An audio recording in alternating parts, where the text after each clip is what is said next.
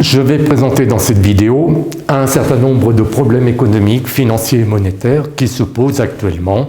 Donc les documents ont été arrêtés au 16 juin dernier. Et j'ai présenté ces documents dans une conférence privée la semaine dernière.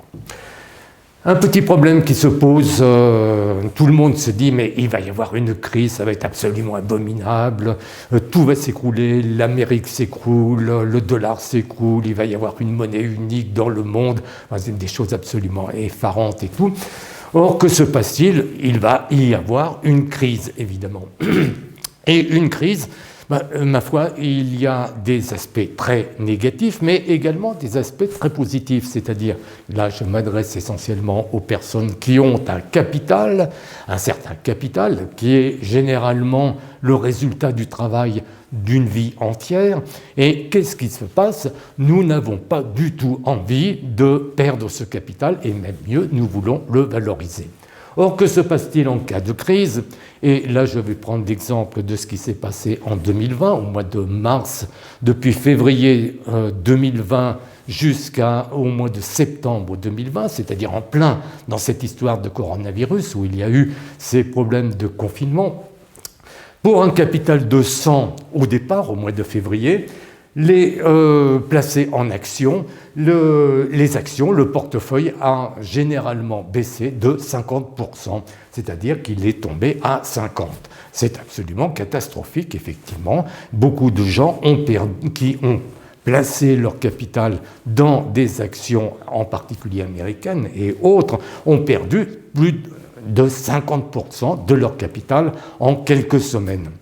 Et certaines personnes disent « c'est pas grave parce qu'après ça remonte ». Effectivement, au mois de septembre, c'est remonté à 110.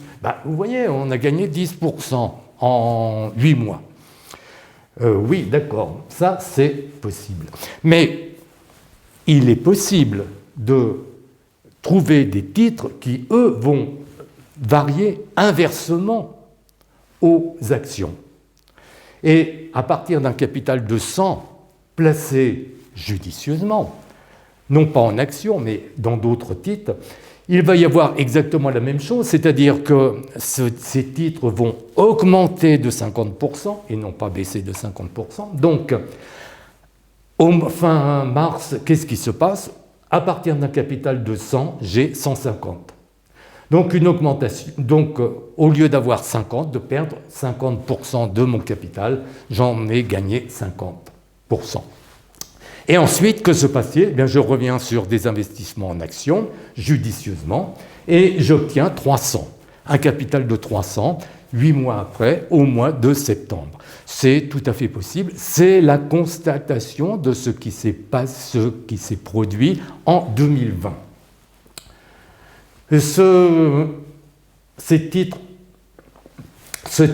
qui permet de gagner 51%, en fait, entre le 8 janvier, et non pas février, 8 janvier et le 9 mars, ce titre a augmenté de 50%, 51% plus précisément. Donc là, j'ai repris la copie d'écran de ce titre tel qu'il a été présenté avec Yahoo Finance. Donc, c'est réel, tout à fait réel. Et ensuite, que s'est-il passé? Eh bien, pour ce qui concerne les actions, effectivement, on a une baisse des actions entre le 17 février et le 23 mars de 50% environ. Et ensuite, le cours des actions a remonté de 64% pour obtenir le 2 septembre le montant de 3 588. Donc une augmentation effectivement de l'indice SP500, donc l'indice qui représente l'ensemble des actions américaines, a augmenté de 64%. Et dans ce cas-là, il est possible en fait de surperformer cet indice assez facilement, et donc c'est ce que j'avais obtenu à cette époque-là. Donc Il est possible de tripler son capital en 8 mois en cas de crise, comme cela s'est passé en 2020. Il y a des gens qui l'ont fait. Moi, je l'ai compris après seulement. C'est bien dommage, je le regrette, mais certaines personnes sont beaucoup plus douées que moi et elles ont compris à ce moment-là ce qu'il fallait faire et elles ont fait cela et elles ont pu augmenter leur capital d'une façon très très importante. Donc le 8 janvier 2020 avec capital de 100. Le 23 mars, on obtient donc avec une augmentation de 50%, 150. Le 2 septembre, le capital augmente de 64%, on obtient 250 de capital. Et en surperformant l'indice SP500, ce qui n'est pas très difficile, de 20%, on obtient 300 le capital. Donc on a triplé son capital entre le 8 janvier et le 2 septembre. Et encore davantage parce qu'il est possible, l'indice SP500 donc, regroupe 500 entreprises, 500 sociétés cotées aux États-Unis. Il y en a dont le cours baisse, il y en a d'autres dont le cours augmente. Donc il suffit de trouver les titres qui ont un fort potentiel, ce qui n'est pas très difficile et c'est ce que j'avais obtenu relativement facilement. Donc pour investir en cas de crise, il faut bien comprendre dans quel ensemble se situent les marchés financiers. Il ne faut pas rester uniquement collé, scotché sur des actions, sur des obligations, etc. Il faut surtout bien connaître le fonctionnement fondamental des marchés qui est celui des bons du Trésor américains. Donc c'est le principal marché dans le monde. Donc là, j'ai regroupé sur un seul graphique l'évolution de ces taux des bons du Trésor américain depuis 2002 jusqu'à nos jours. Donc c'est un petit peu compliqué. On va voir petit à petit ces différents éléments. Ce qui est important, c'est d'abord, premièrement, c'est le taux de base de la Fed. La Fed, donc les dirigeants de la Fed fixent le taux de base de la Fed, c'est-à-dire le taux à court terme, qui est le taux directeur de tous les taux à court terme pour les entreprises et tout le monde. Et le taux à 2 ans, pourquoi le taux à 2 ans? Parce que c'est le taux à court terme, plus ou moins quand même, qui est déterminé par les marchés, qui est libre. Par les marchés libres et non pas dirigés par la Fed. Alors que se passe-t-il? Eh bien, on observe que les marchés sont toujours plus performants que la Fed. Par exemple, Alan Greenspan, en 2003, n'a pas relevé suffisamment tôt le taux de base de la Fed, alors que, on voit ici en rouge, le taux à 2 ans a augmenté beaucoup plus tôt et la Fed a été obligée de monter son taux de base jusqu'à plus de 5% plus rapidement, et c'est ce qui a provoqué par la suite une récession. Pourquoi? Parce que lorsque les taux courts sont égaux aux taux longs, on verra donc les taux à 30 ans sont montés à ce niveau, il y a un aplatissement de la courbe des taux et même une inversion de la courbe des taux, et ça c'est toujours annonciateur d'une crise. Et c'est ce qui s'est passé, c'est la grande récession. Ensuite, pour lutter contre les conséquences de cette récession qui a été profonde aux États-Unis, la Fed a baissé son taux de base pratiquement à 0, donc c'est au plancher. Et donc les marchés ont effectivement compris très bien et très bien anticipé que c'était une bonne solution. Ensuite, avant les midterms de 2018, il y a eu un départ de croissance très, très important. Donc c'était à l'époque de Trump. Donc l'élection de Trump a dynamisé les marchés financiers, on le voit ici. Et la Fed a pris du retard pour lutter contre le départ d'inflation éventuelle, ce qui ne s'est pas produit quand même. Et ensuite, après les midterms, eh bien, il s'est passé quelque chose de curieux. Les taux ont baissé. Pourquoi? ils ont baissé bien dans l'anticipation de ce que l'on a constaté en 2020, à savoir cette histoire de coronavirus. Donc les gens bien informés, les bons spéculateurs qui étaient bien informés, donc il y a des délits d'initiés évidemment là-dedans, ont compris qu'à partir du moment où Donald Trump allait être réélu, donc 2 ans plus tard, il fallait absolument créer une crise économique aux États-Unis pour qu'il ne soit pas réélu. Et cette crise a été provoquée par cette histoire de coronavirus. Et effectivement, il y a eu un effondrement des taux ici, correspondant à cette crise du coronavirus. Si on empêche les gens d'aller travailler, ils ne produisent pas, donc c'est une crise. Et ensuite, quelque chose qui est très important, c'est qu'à partir du 22 septembre 2021, les marchés ont anticipé le retour à une croissance très importante du fait que tout était reparti grâce à l'abaissement du taux de base de la Fed. Et la Fed n'a pas remonté tout de suite son taux de base. Donc il y a eu un retard qui a provoqué ce départ d'inflation qui est difficilement maîtrisable maintenant. Est-ce que c'est une erreur? Non. Ce n'est manifestement pas une erreur parce que donc, tout le monde sait que le taux, le 2 ans, donc, est lié à l'évolution, anticipe l'évolution du taux de base de la Fed. Les gens de la Fed auraient dû augmenter leur taux de base beaucoup plus tôt. Ils ne l'ont pas fait pour pouvoir créer cette inflation. Et c'est ce que l'on constate actuellement. Donc la situation est encore pire que ce qu'elle était auparavant. Ça s'explique tout simplement par l'observation judicieuse des taux et des rendements des bons du Trésor américain, des Treasuries. Autres rendements qui sont particulièrement importants à prendre en considération, ce sont les taux à long terme, de 30 ans, et les taux à 2 ans, que l'on vient de voir, qui correspondent aux taux à court terme, qui sont liés au taux de base de la Fed. Que s'est-il passé avant, donc jusqu'en 2009-2011 plus exactement? Ce taux, donc les rendements des bons du Trésor à 30 ans ont fluctué aux alentours de 4% environ, et même au-dessus, ce qui était normal. Et brusquement, que s'est-il passé en 2011? Essentiellement en juillet 2011, il y a eu une chute de ces taux à 30 ans. Pourquoi? Parce que cela correspondait à l'aggravation de la situation des banques en Europe, et plus particulièrement dans la zone euro.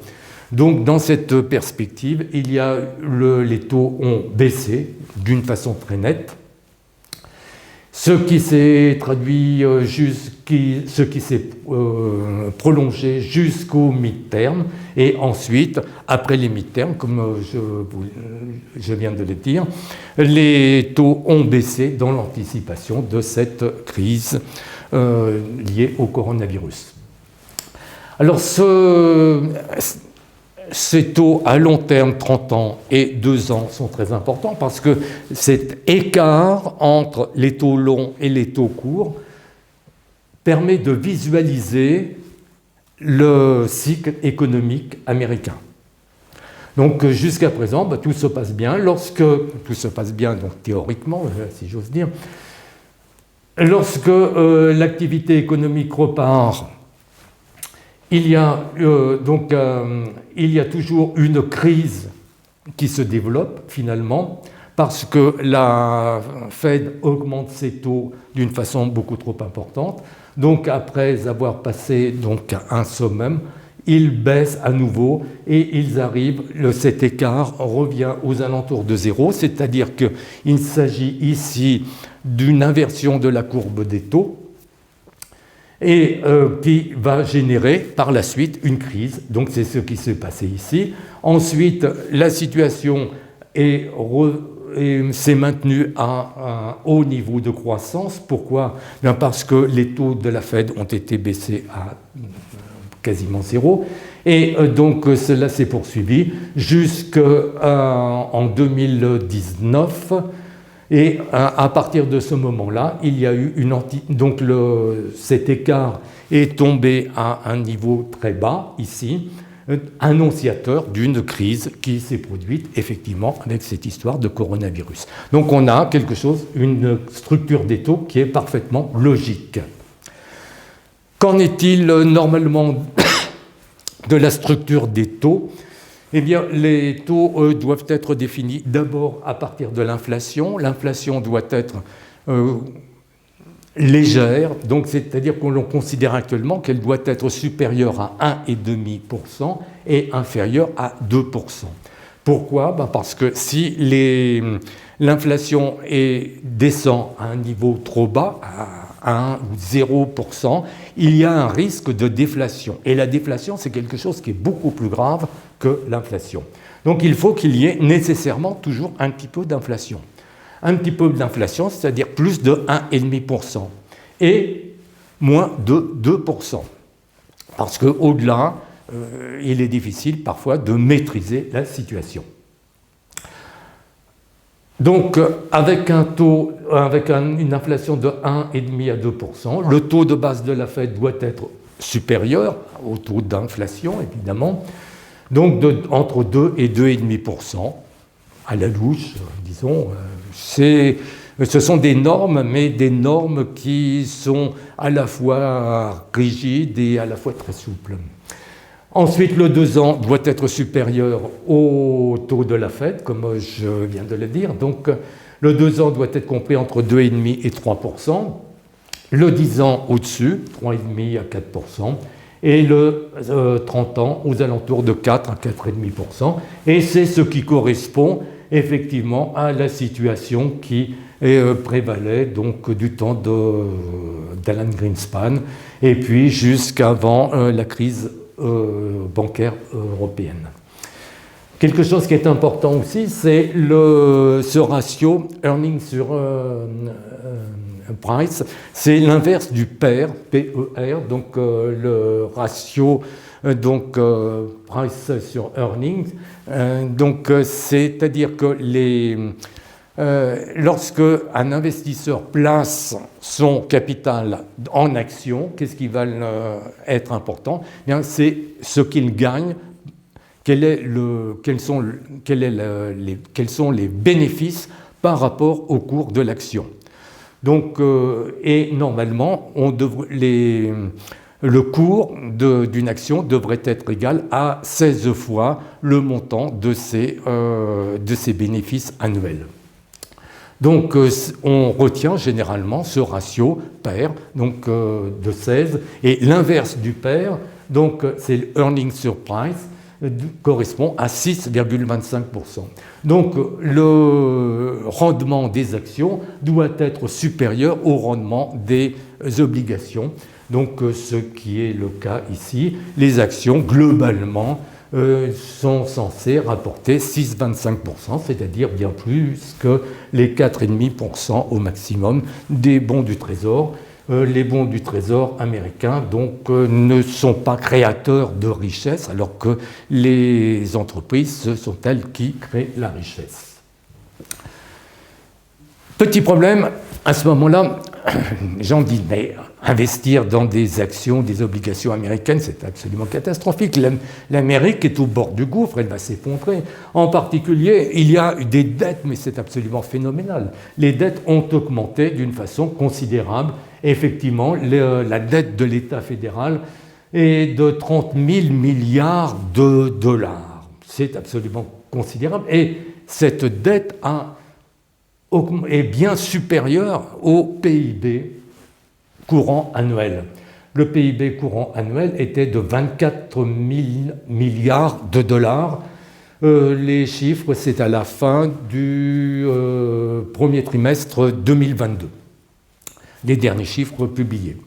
Donc 6 000 milliards de dettes supérieures au PIB annuel. C'est absolument catastrophique. Avant la faillite de la banque des frères Lehman, donc avant cette histoire de la crise de 2008-2009, on voit que la dette de l'État fédéral était largement inférieure au PIB des États-Unis. Et ensuite, à partir de 2008, tout s'est détraqué. Petit à petit, il y a eu une augmentation des dettes, de la dette fédérale, et surtout à la suite de cette histoire de coronavirus. Parce que donner de l'argent ou prêter de l'argent à des gens qui ne travaillent pas, c'est absolument catastrophique, c'est contraire à toute règle élémentaire sur le plan économique. Donc, c'est a priori catastrophique, oui, mais il faut prendre en considération le bilan de la Fed. Et dans le bilan de la Fed, dans les actifs de la Fed, qu'est-ce que l'on voit? On voit une rubrique. Les bons du Trésor américains sont de 5 771 milliards de dollars. Qu'est-ce que ça signifie? Ça signifie que pour simplifier, si aujourd'hui, plus exactement, les dirigeants le président des États-Unis donc, décidaient de rembourser tous les bons du Trésor, 5 771 000 milliards de dollars iraient à la Fed. Que ferait la Fed de cela? La Fed refournirait donc cet argent à l'État fédéral et donc ça annule les 6 000 milliards ici. Donc, avoir des dettes sur soi-même, c'est pas normal. Donc, finalement, ces 6 000 milliards de dollars de dettes excédentaires, largement excédentaires, ne sont pas catastrophiques dans la mesure où il y a dans les actifs de la Fed presque 6 000 milliards de bons du Trésor qui vont revenir finalement à l'État fédéral. Donc c'est une opération blanche en quelque sorte.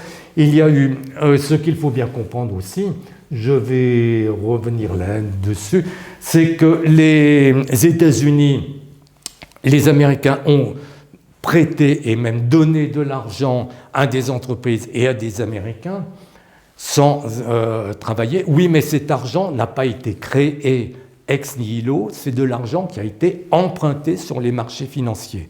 Il y a donc une circulation de l'argent, une circulation monétaire, et non pas une création monétaire ex nihilo, comme ça s'est passé en Europe, dans la zone euro tout au moins. Par contre, il y a quelque chose qui est très inquiétant actuellement aux États-Unis, ce sont donc des actions qui ont atteint des cours absolument délirants. Alors, quels sont les responsables de cette bulle boursière actuellement? Mais ce sont essentiellement les ménages américains, en particulier des ménages américains qui ne sont pas de bons connaisseurs en matière financière et monétaire et qui ont investi n'importe comment, dans n'importe quelle circonstance. Et dans ce cas-là, on a donc la capitalisation boursière des Américains,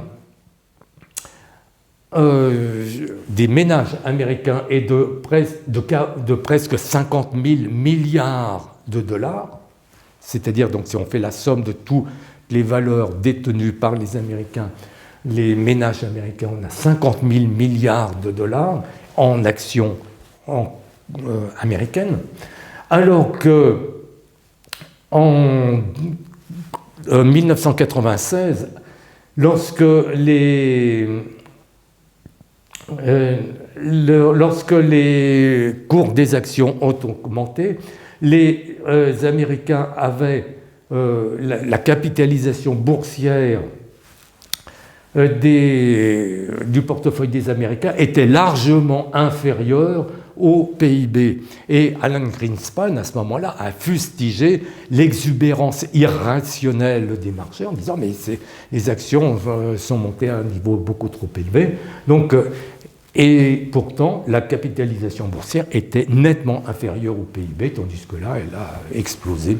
Donc, il est tout à fait normal et compréhensible qu'il va y avoir un très gros crack, donc un K-R-A-C-H, c'est-à-dire un effondrement des actions et de toutes les bitcoineries qui correspondent à de l'argent placé stupidement par beaucoup d'Américains qui ne connaissent rien à rien. Il est important de comprendre également une chose aussi, c'est la structure et l'évolution des agrégats monétaires. Donc ça, c'est quelque chose qui est très très peu connu et pourtant qui est très très important. Qu'en est-il de la masse monétaire M3 ? La masse monétaire, c'est-à-dire l'ensemble de tout l'argent qui est en circulation dans une nation, on la divise en 3 agrégats, on appelle ça des agrégats monétaires, M1, M2 moins M1, M3 moins M2. M1, c'est l'argent qui est immédiatement disponible. Vous voulez payer quelque chose, vous nous payons par billet ou par chèque ou virement ou carte bancaire, etc. Donc, c'est-à-dire, ce sont tous les moyens de paiement qui sont immédiatement disponibles. Donc, c'est pas compliqué. M2 moins M1 correspond à l'épargne des ménages. Là, c'est quelque chose qui est important parce que ça signifie que les ménages disent je gagne de l'argent, oui, mais je n'ai pas besoin de dépenser tout cet argent au jour le jour. Je vais le placer sur un compte d'épargne. Ce sont des comptes d'épargne. Et donc, ce sont donc les dépôts sur les comptes d'épargne. C'est de l'argent qui peut être retiré sans préavis, mais qui est quand même placé et qui n'est pas immédiatement disponible. Troisième agrégat monétaire, donc là où se trouve l'argent, c'est dans la trésorerie des entreprises, M3 moins M2. Alors ces agrégats monétaires sont très importants parce que ils conditionnent la bonne santé ou la mauvaise santé de l'argent qui circule dans une nation. Il y a là aussi des normes qui doivent être respectées. L'agrégat monétaire M2 moins M1, c'est-à-dire l'épargne, doit être égal à environ, doit fluctuer aux alentours de 40% du PIB. GDP, c'est le PIB. Le M1, donc l'agrégat monétaire M1 qui correspond à l'argent que l'on a en billets et sur les comptes bancaires, doit être aux alentours de 15%, doit fluctuer aux alentours de 15%. Et M3 moins M2, la trésorerie des entreprises, doit être au maximum aux alentours de 25% du PIB. Ces chiffres sont tirés de l'observation de ce qui s'est passé aux États-Unis lorsque les États-Unis étaient gérés correctement, donc c'est-à-dire qu'il y a un certain nombre d'années.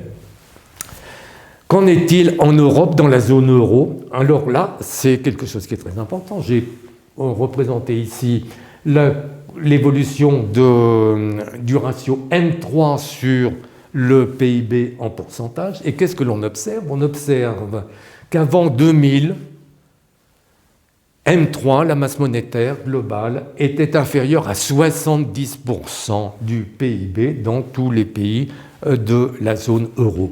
Donc les chiffres ont été rétropédalés par la BCE.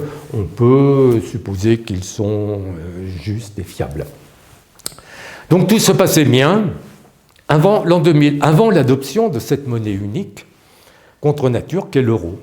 Et ensuite, tout a dégénéré, mais régulièrement. Et là, on voit le grand génie de Soros, George Soros, qui a très bien compris que pour flinguer l'Europe, la meilleure solution était de mettre fin aux monnaies nationales et d'adopter une monnaie unique, parce que de cette façon, la situation dégénérerait irrémédiablement. Et c'est ce qui se passe. Un petit pic supplémentaire en 2008-2009, et là, un très gros pic à partir de cette histoire de coronavirus.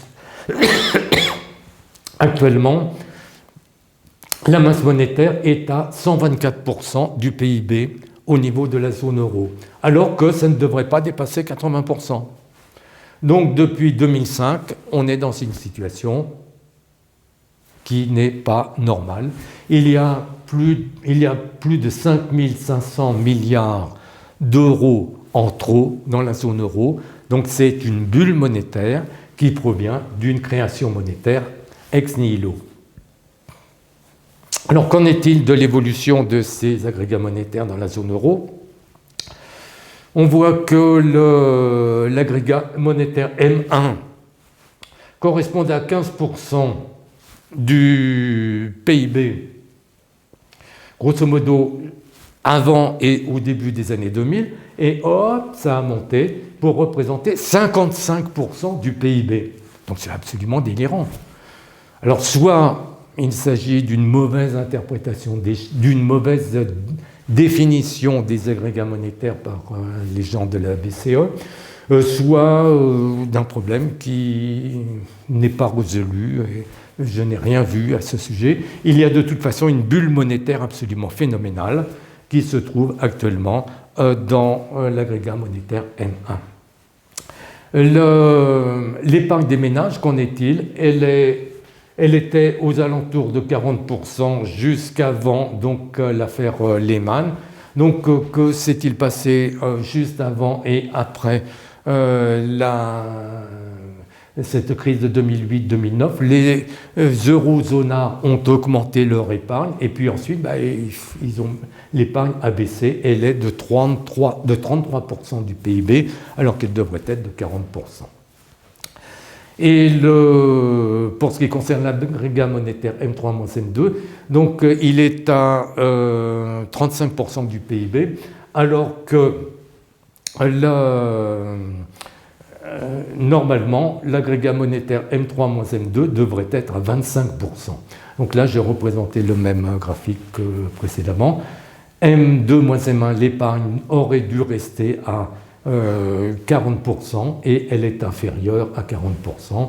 M3-M2, donc la trésorerie des entreprises, est de 35% alors qu'elle devrait être de 25%. C'est de l'argent qui est en trop, en particulier dans les banques. Et pour ce qui concerne l'agrégat monétaire M1, donc là c'est catastrophique, on devrait être à 15% et on est à 55%.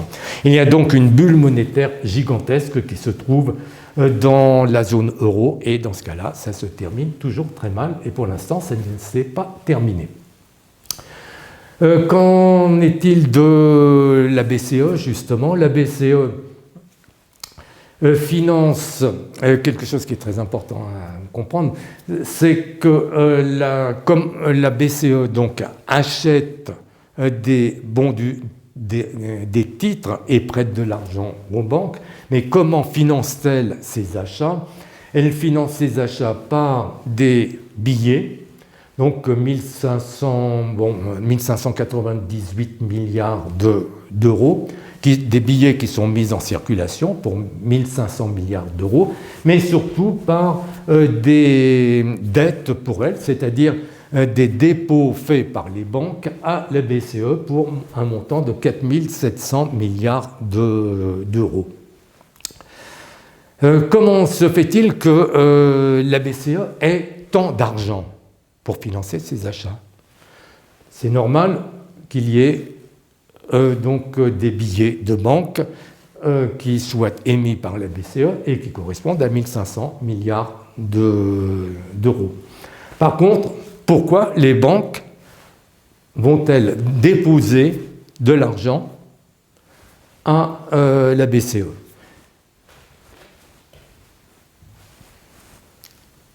On le voit en fait sur ce qui s'est passé au niveau des actifs. La BCE, à un certain moment donné, décide de prêter de l'argent à des banques plusieurs centaines de milliards d'euros de l'argent qu'elle n'a pas. Alors là, c'est une cavalerie particulièrement gigantesque qui a été mise en place par la BCE. La BCE s'entend avec les dirigeants des banques, leur dit « Je peux vous prêter tel jour des centaines de milliards d'euros qu'elle n'a pas, mais vous allez me les déposer le soir. » Presque entièrement. Donc, qu'est-ce qui s'est passé lorsque les comptes sont faits en back office, c'est-à-dire le soir, débit égale crédit, actif égale passif, donc tout est régulier. Oui, mais la BCE a prêté de l'argent qu'elle n'avait pas. Essayez de dire à votre banquier, prêtez-moi aujourd'hui, demain matin, 1 million d'euros, et je vous le rendrai le soir. Vous verrez ce qu'il vous répondra. Donc, on a des dépôts en retour des banques à la BCE d'argent qu'elles ont reçu, qu'elles sont censées avoir reçu et qui n'existe pas. C'est une création monétaire ex nihilo qui est particulièrement grave.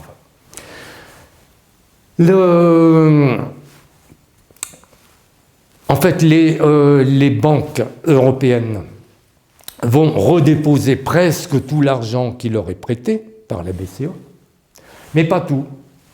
Il y a un trou qui qui s'est développé, et ce trou est financé par qui? Par les gouvernements, et puis par des non-résidents. Quels sont ces non-résidents en question? Eh bien, ces résidents, il n'y a aucune information qui est donnée à ce sujet. Que font-ils, ces non-résidents? Donc, ce sont des non-résidents de la zone euro.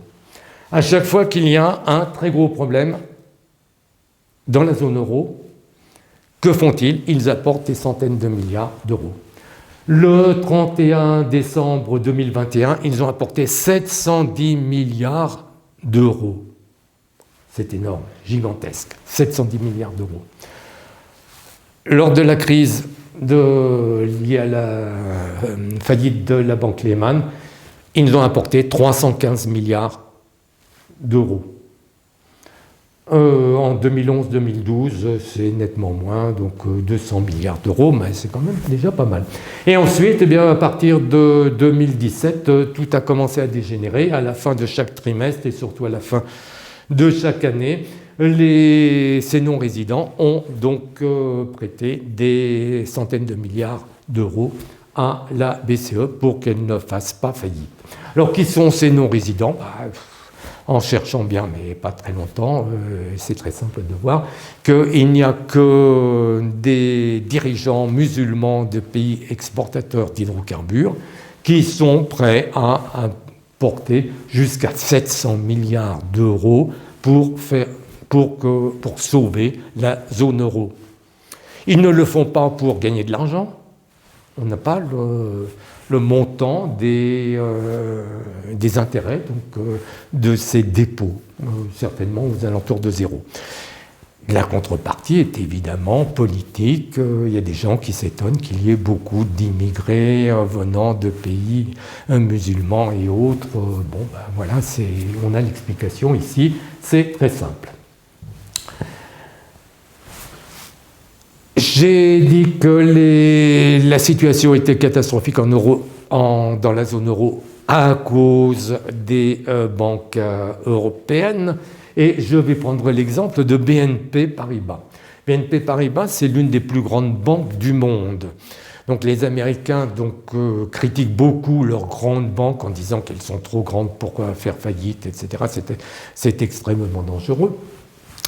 Or, BNP est la troisième plus grande banque du monde occidental, après JP Morgan, Citibank, et sauf erreur de ma part, la troisième, c'est BNP Paribas.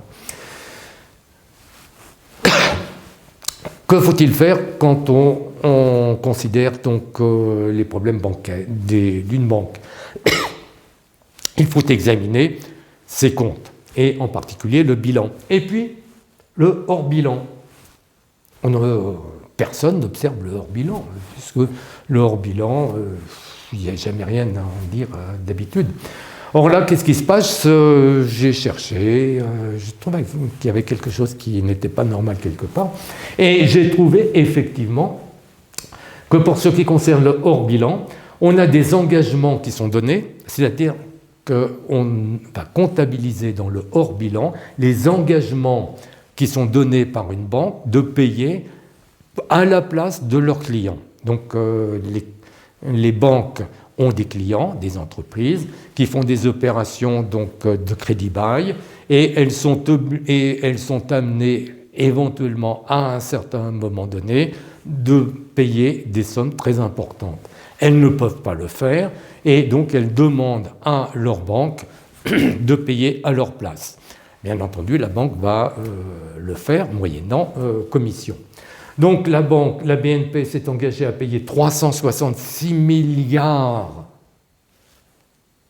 d'euros pour le compte de ses clients, et obligatoirement, il ne faut pas avoir confiance, la confiance est toujours limitée, il faut prendre des garanties, et les garanties correspondant à ces engagements sont de 45 milliards d'euros. 366 milliards d'engagements pour 45 milliards. Ça fait un trou de 321 milliards. C'est catastrophique. Qu'est-ce qui se passe si un jour, surtout avec cette histoire de coronavirus, de guerre en Ukraine, de retour de coronavirus, d'inflation, on a une situation qui est absolument abominable de tous côtés, et ça peut être pire dans l'avenir. Eh bien, les clients peuvent très bien dire, vous, par contrat, vous devez me payer 366 milliards. Et des garanties, j'en ai pas. 45 milliards, vous allez perdre, BNP là-dessus perd 321 milliards. C'est effarant, personne n'a vu un truc comme ça. Aux États-Unis, toutes les banques ont des engagements largement supérieurs à des garanties qui sont largement supérieures à leurs engagements. Et c'est même inscrit dans une des multiples dispositions d'une des multiples lois américaines. Donc toutes les banques américaines ont donc des garanties largement supérieures à leurs engagements, ce qui n'a jamais posé de problème. Par contre, en France, ici, ça risque de poser un très gros problème. Et pour financer donc son activité, la BNP n'a que 92 milliards d'euros de capitaux propres réels. Donc je n'invente rien, c'est dans le bilan des comptes de la BCE au 31 décembre 2021. Ils n'ont pas publié tous ces éléments-là pour le premier trimestre 2022, donc c'est pour ça que j'étais obligé de prendre les chiffres de fin 2021. Donc 92 milliards d'euros de capitaux propres, mais la capitalisation boursière est inférieure à 60 milliards d'euros. La capitalisation boursière, donc les fonds propres, les Common Equity Tier 1, donc les capitaux propres tangibles, 92 milliards, c'est normalement la valeur à la casse d'une banque, 92 milliards. Or, la capitalisation boursière de BNP est inférieure à 60 milliards. Donc ça, ce sont les chiffres du 16 juin, et c'est pire encore depuis. Donc la situation est catastrophique. Elle est encore plus catastrophique quand on s'intéresse un petit peu plus près aux garanties qui sont correspondent donc aux prêts qui sont accordés par les banques. Les BNP a accordé 964 milliards d'euros de prêts à ses clients, et sur ces 964 milliards d'euros de prêts accordés aux clients, Normalement, il y a des règles IFRS 9 qui doivent être respectées pour obliger les banques à provisionner suffisamment d'argent pour faire face aux risques d'impayés. Et des risques d'impayés, il risque d'y en avoir effectivement beaucoup avec cette histoire de coronavirus, de guerre en Ukraine, d'inflation, etc. Donc, en fait, les provisions ne correspondent qu'à 20 milliards, donc je ne rentre pas dans les détails parce que là, ce serait un petit peu plus long. Et compte tenu de tous les éléments bilanciels et hors du bilan, on arrive à une situation nette de BNP négative de 350 milliards d'euros. C'est-à-dire que si BNP fermait la boutique ce soir, il y aurait un déficit de 350 milliards d'euros. C'est une situation catastrophique qui a déjà failli se produire en 2011-2012, et il y a un film documentaire qui a été tourné par la suite. Et effectivement, les dirigeants et d'autres personnes de BNP Paribas ont admis qu'en 2011-2012, pendant plusieurs mois, ils ne savaient pas, en quittant leur bureau le soir, si le lendemain matin, la banque allait pouvoir ouvrir. Donc on est dans cette situation-là. Le BNP risque de disparaître du jour au lendemain. Il est fort possible que ça se passe pendant un week-end, mais bon, on verra ce qui se passera. Pire encore, BNP, comme beaucoup d'autres banques, s'est engagé dans des produits dérivés. Donc les engagements notionnels sur les produits dérivés, c'est-à-dire les contrats de base sur lesquels ils se trouvent, ils sont fixés, représentent 25 000 milliards d'euros. 25 000 milliards d'euros. C'est gigantesque. Normalement, la gestion de ces produits dérivés ne devrait générer que très peu de bénéfices ou très peu de pertes. Or, que se passe-t-il ?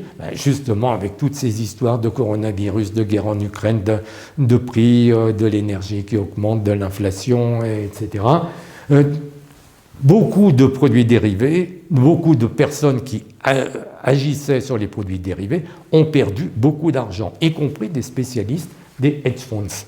Donc, sur les 25 000 milliards d'euros de produits dérivés, il risque d'y avoir des pertes gigantesques. On ne sait pas ce qu'il en sera à l'avenir. Mais potentiellement, c'est grave.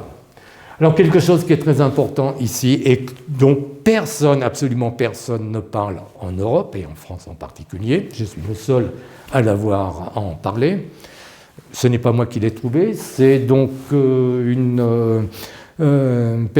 Américaine qui connaît très bien les problèmes et les astuces des marchés financiers américains, à savoir Pam Martens du site Wall Street on Parade, qui a trouvé les chiffres publiés par la Fed sur les aides qui ont été accordées par la Fed de New York à des banques entre le 2 janvier 2020, début de cette histoire de coronavirus, et le 31 mars, donc en premier trimestre 2020, pendant cette histoire de confinement et tout, qu'est-ce qui s'est passé ? BNP est la pire des banques du monde, d'après ces éléments-là, ce critère-là, puisqu'elle a reçu 3 841 milliards de dollars de prêts sur cette période, en tout. C'est-à-dire que ce sont des prêts qui sont accordés normalement au jour le jour, c'est-à-dire que sur une centaine de jours, BNP a reçu, en gros, en moyenne, une quarantaine de milliards de dollars de prêts de la part de la Fed de New York. Personne n'en parle en France, personne n'en parle en Europe, personne n'en parle évidemment dans les bilans de BNP. Donc 2020, presque 4 000 milliards de dollars ont été prêtés par la Fed de New York à la BNP. C'est pire que toutes les autres banques. Donc JP Morgan a reçu ils font quand même assez fort également, ils ont reçu 3600 milliards de dollars de prêts en tout, mais c'est un petit peu moins que BNP. Donc BNP est pire que JP Morgan. Les Américains sont effarés par JP Morgan et les autres grandes banques américaines. Goldman Sachs, ensuite, on a et Citigroup, plus de 2000 milliards de prêts qui ont été accordés par la Fed de New York. Et Nomura, également, une banque japonaise. Ce n'est pas tout. Autre information donnée par Pam Martens et sur le site Wall Street Transparent, la Fed, dans une autre procédure que la précédente, a prêté de l'argent, donc là c'est plus récent, depuis le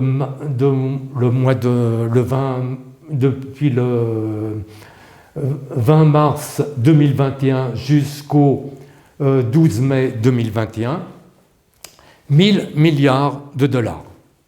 Donc une autre procédure encore plus récente, donc en 2021, au deuxième trimestre pratiquement, 1000 milliards accordés dans le cadre d'une autre procédure de facilité de paiement, 1000 milliards.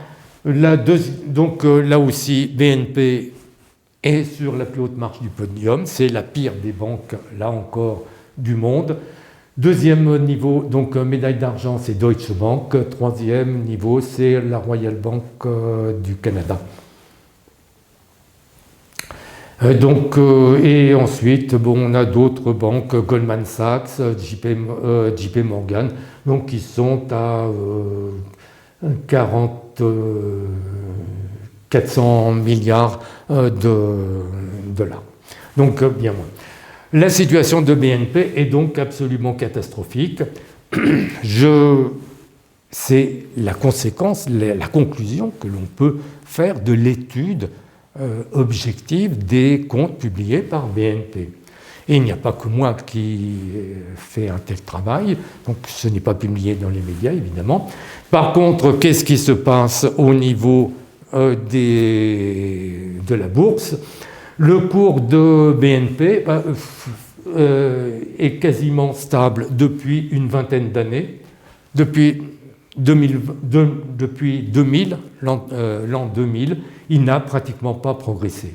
La capitalisation boursière est de l'ordre de 60 milliards d'euros, elle a baissé un petit peu, et le taux de rémunération, donc le taux de distribution plus exactement, c'est-à-dire que si vous achetez des actions de BNP, que se passe-t-il? Vous allez recevoir des dividendes, et ces dividendes par rapport au prix de l'action représentent 7,75%. Donc la situation s'est dégradée depuis le 16 juin. 7,75%. Donc si vous voulez gagner de l'argent, 7,75% par an, achetez des actions BNP. Vous gagnez 7,75% par an. Oui, mais vous risquez de tout perdre. Donc voilà comment se pose le problème à ce niveau-là. Qu'en est-il de la situation des bons du Trésor européens? Quelque chose qui est assez surprenant, c'est que les rendements des bons du Trésor européens sont liés à ceux des États-Unis. C'est d'une logique bizarre, qui n'est pas du tout logique. Donc les Américains considèrent que finalement l'Europe, la zone euro, se comporte à peu près de la même façon que les États-Unis, alors que ça ne correspond pas du tout à la réalité. C'est une erreur d'interprétation de la part des investisseurs. Sur ces bons du Trésor, il se passe des choses particulièrement intéressantes, c'est-à-dire qu'il y a un écart entre les bons du Trésor, les bons trésors, donc le bon trésor, c'est celui des Allemands, le Bund, et les mauvais bons du Trésor, ceux des pays du Club Med et en particulier de la France. En 2011-2012, comme je vous l'ai dit, les banques européennes étaient dans une situation catastrophique. BNP était au bord de la faillite. Donc il y a eu un écart considérable entre le bon du Trésor français à 10 ans et le Bund. Pourquoi ? Parce que donc, les investisseurs sortaient leurs capitaux des bons du Trésor français pour les réfugier sur les bons du Trésor allemand en cas d'éclatement de la zone euro. Ils auraient reçu des Deutsche Mark et non pas des francs français, et ils auraient gagné de cette façon-là 30 à 50% sur leur capital. Et qu'est-ce qui se passe depuis quelques semaines en Europe ? Eh bien, ça monte à nouveau. Donc il y a un risque d'éclatement de la zone euro qui se développe depuis quelques semaines. Et là, notre bécassine adorée, comme je l'appelle, donc à savoir Christine Lagarde, la patronne de la BCE, qui ne comprend rien du tout à rien, et qui est totalement incompétente, a déclaré, avec les autres membres dirigeants de la BCE, qu'il fallait absolument prendre des mesures pour qu'il n'y ait plus d'écart entre les bons du Trésor de la zone euro ou les réduire. Parce que cet écart montre la situation catastrophique de la zone euro et montre que la zone euro est au bord de la faillite. J'ai représenté ici sur ce graphique l'évolution de quelques taux donc des bons du Trésor de la zone euro. L'Allemagne, la France, l'Italie. Donc on voit qu'en 2011-2012, la situation était catastrophique, surtout en Italie. C'était pire qu'en France, donc on se plaint en France, mais c'est pire en Italie. Et la situation s'est aggravée et elle s'aggrave actuellement. Donc je vous ai dit qu'il y avait un écart grandissant entre le Bund et le 10 ans italien. On voit que le 10 ans italien, les rendements augmentent d'une façon considérable, c'est-à-dire que les bons spéculateurs n'investissent pas dans des bons du Trésor italiens. Voilà ce que je voulais dire à propos de toutes ces données qui sont relativement techniques, mais il faut comprendre aussi les problèmes monétaires, donc un petit retour sur la monnaie, et je vais prendre l'exemple du paysan de Böhm-Bawerk. Böhm-Bawerk était un économiste qui vivait donc au XIXe siècle essentiellement, donc il a publié des articles à la fin du XIXe siècle. Et à partir de cet exemple du paysan de Böhm-Bawerk, on comprend très facilement que la monnaie, c'est la contrepartie d'une création de richesse.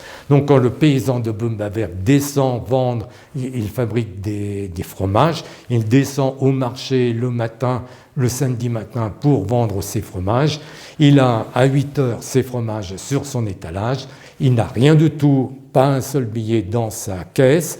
À midi, il a vendu tous ses fromages et il a plein de billets dans sa caisse.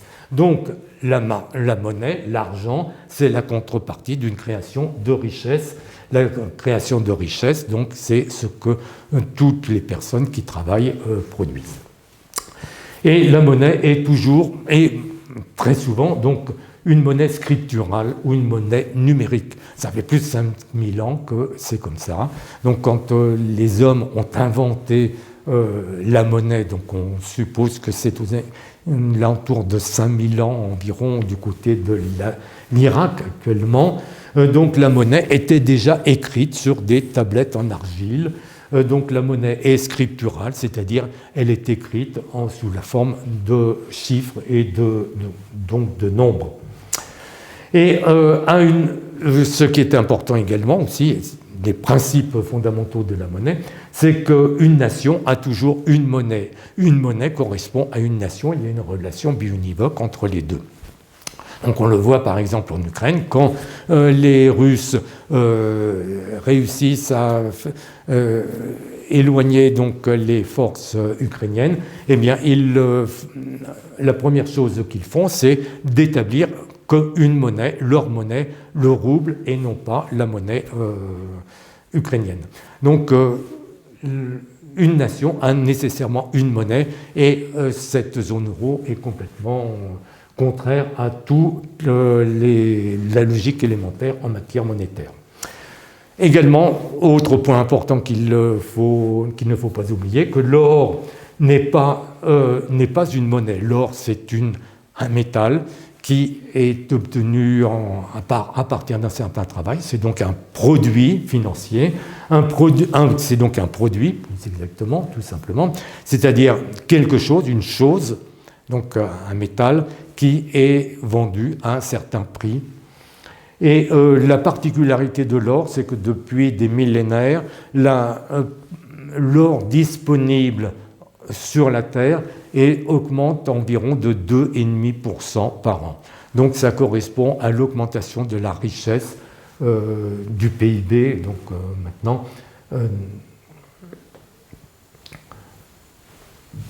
donc c'est la raison pour laquelle l'or garde toujours une certaine valeur, mais l'or ne rapporte rien du tout. Les crypto-monnaies, donc c'est les bitcoineries, etc., ce sont des produits financiers sans contrepartie réelle. J'ai dit qu'une monnaie a pour contrepartie une création de richesse.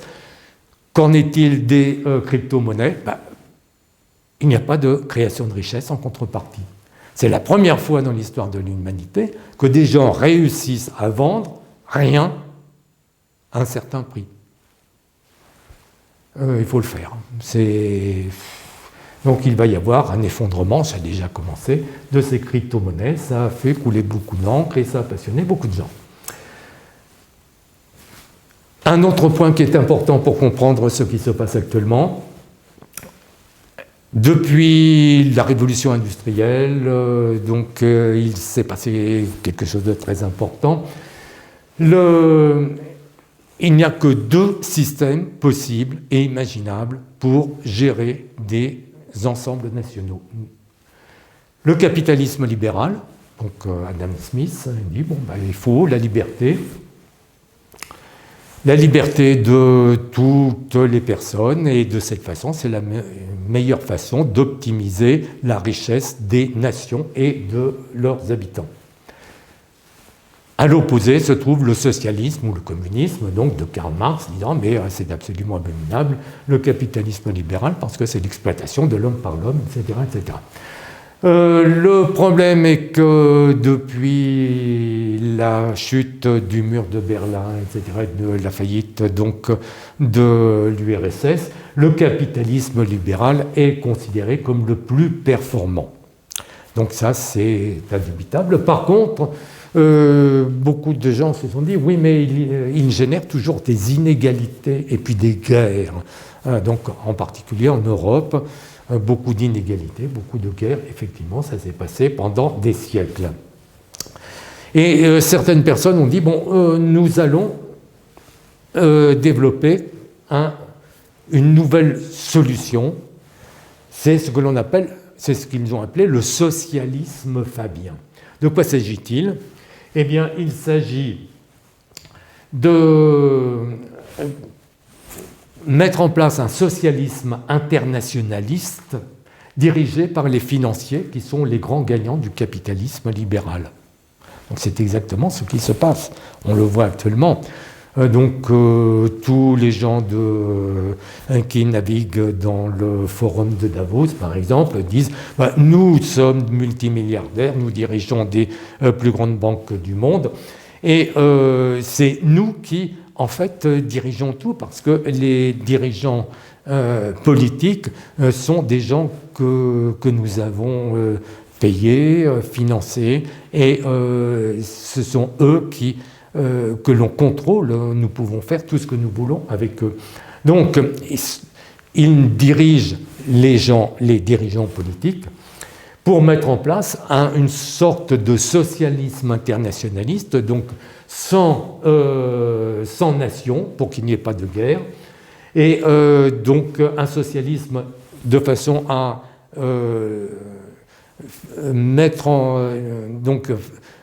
bloquer toutes les inégalités, de façon à ce que tout le monde puisse avoir un revenu à peu près moyen. Donc c'est un socialisme internationaliste, donc on le voit très bien en marche en Europe en particulier. Et c'est une très grande réussite parce que, effectivement, ils ont réussi à imposer leur solution, pour l'instant tout au moins, en Europe, en Amérique du Nord. Ce n'est pas dans l'ensemble de tous les pays du monde, c'est même moins de 10% de la population mondiale.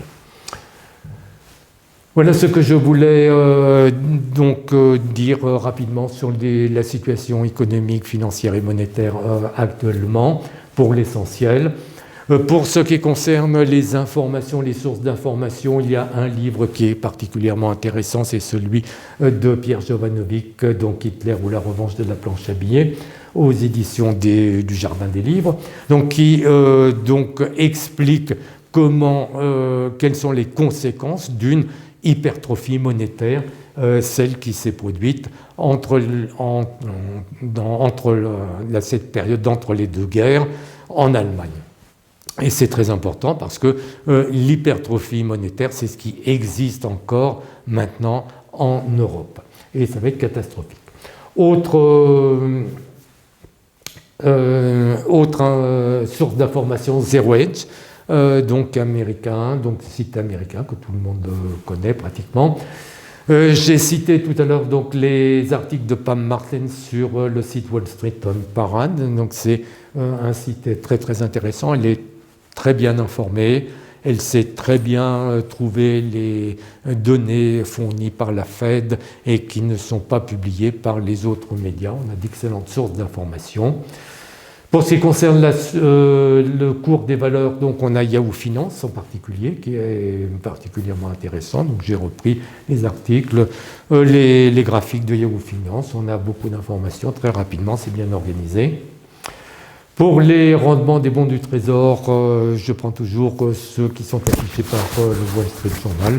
Donc il y a des variations selon les sources. Pour ce qui concerne les séries statistiques, il y a une banque de données qui est particulièrement intéressante. C'est la banque de données de la Fed de Saint-Louis. Donc ils l'ont appelé Fred. Donc notre ami Fred de Saint-Louis fournit des séries statistiques absolument très très très intéressantes et très importantes. Voilà ce que je voulais aborder sur ces problèmes économiques, financiers et monétaires actuellement. C'est une première approche, on peut développer tous ces points-là et puis d'autres également, mais là pour l'instant c'est réduit à l'essentiel. Et donc suite au prochain numéro, on verra ce qui se passera ultérieurement.